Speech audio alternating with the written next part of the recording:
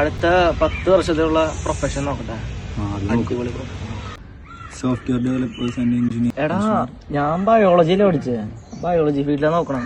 അതിനൊക്കെ എന്തെങ്കിലുമൊക്കെ ഉണ്ടാവും. ഇത് ബയോടെക്നോളജി ആൻഡ് ജനറ്റിക് എഞ്ചിനീയറിംഗ്. അത് കൊള്ളാല്ലേ? എടാ അതൊക്കെ പുറത്തുപോയി പഠിക്കേണ്ടി വരൂലേ? നമുക്ക് ആദ്യം ഇവിടെ നോക്കാം. എറണാകുളത്തോളം നോക്കാല്ലേ ബയോടെക്നോളജി. കുറെ കോളേജ് ഉണ്ടല്ലോ. അല്ലമീൻ കോളേജ് അതെവിടെയാ? അല്ലമീൻ കോളേജ് അതാലുവല. പോയി നോക്കിയാലോ?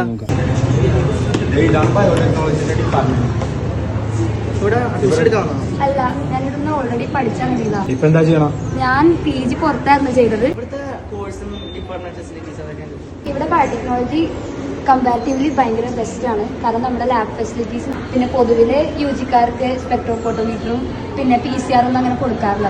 നമുക്ക് അതിനൊക്കെ നല്ല എക്സ്പീരിയൻസ് കിട്ടാറുണ്ട്.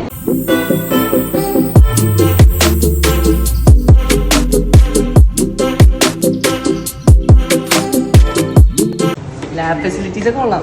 ഇനി ഇവിടുത്തെ ടീച്ചേഴ്സും സ്റ്റാഫൊക്കെ എങ്ങനെയുണ്ട്? ടീച്ചേഴ്സിനെ പറ്റി അറിയണമെങ്കിൽ ഫോണൊന്ന് റൊട്ടേറ്റ് ചെയ്ത്